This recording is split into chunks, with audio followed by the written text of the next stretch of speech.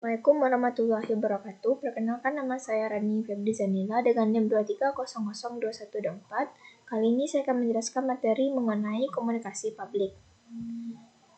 Komunikasi publik adalah pertukaran pesan yang dilakukan dengan sejumlah orang atau komunikan yang terkadang batasannya agak sulit meski tidak seluas komunikasi massa dan komunikasi interpersonal.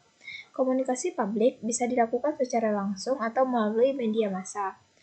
Komunikan dalam komunikasi publik yaitu semua orang yang berada dalam sebuah organisasi atau di luar organisasi. Tipe komunikasi publik yaitu monologikal. Perbedaan komunikasi publik dengan komunikasi interpersonal dan komunikasi kelompok kecil. Yang pertama, komunikasi publik berorientasi pada komunikator atau pembicara, sedangkan komunikasi interpersonal atau kelompok kecil antara si komunikator dan komunikan selevel atau sama. Kedua, komunikasi publik melibatkan sebagian orang, sedangkan pada komunikasi interpersonal hanya 1 atau 2 orang, dan komunikasi kelompok kecil hanya 5-7 orang.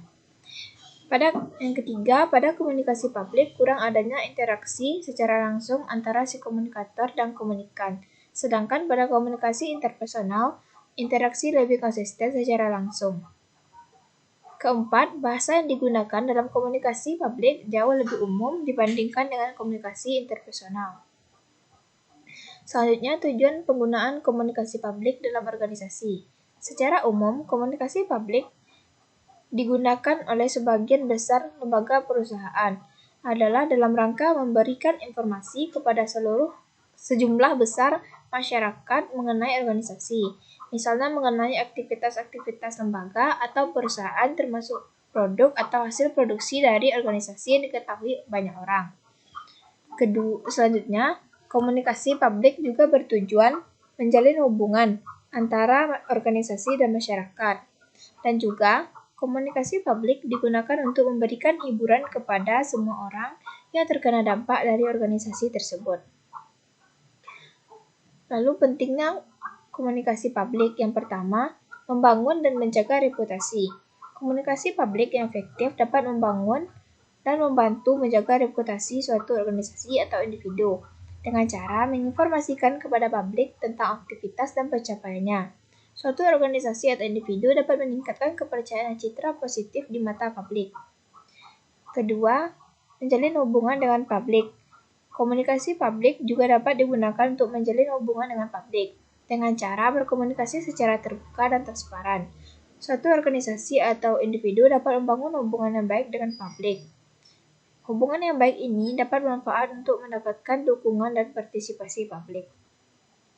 Ketiga, meningkatkan pemahaman publik, di mana komunikasi publik juga dapat digunakan untuk meningkatkan pemahaman terhadap suatu isu atau masalah, dengan menginformasikan kepada publik tentang berbagai perspektif tentang suatu isu.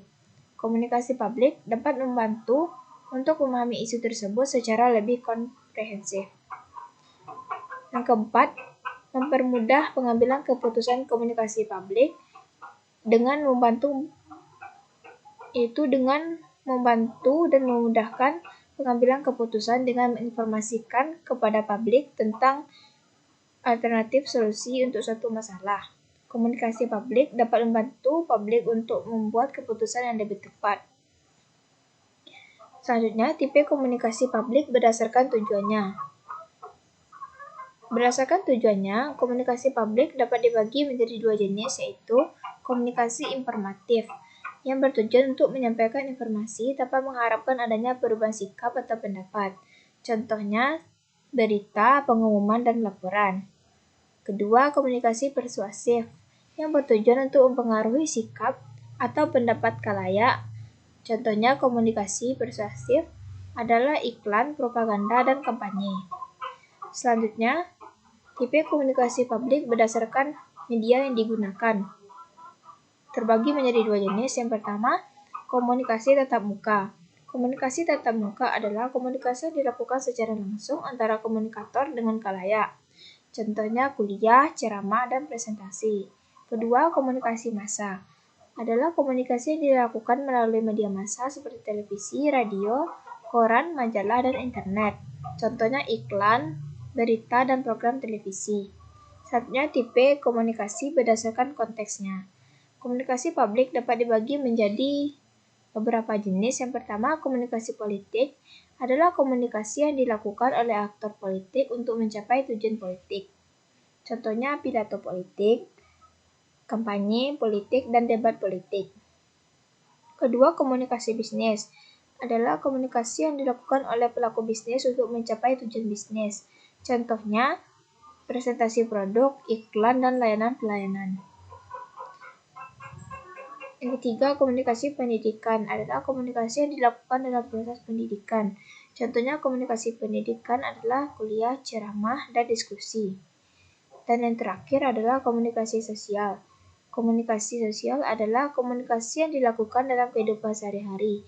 Contohnya seperti pidato, presentasi, dan diskusi. Mungkin hanya itu yang dapat saya sampaikan. Assalamualaikum warahmatullahi wabarakatuh.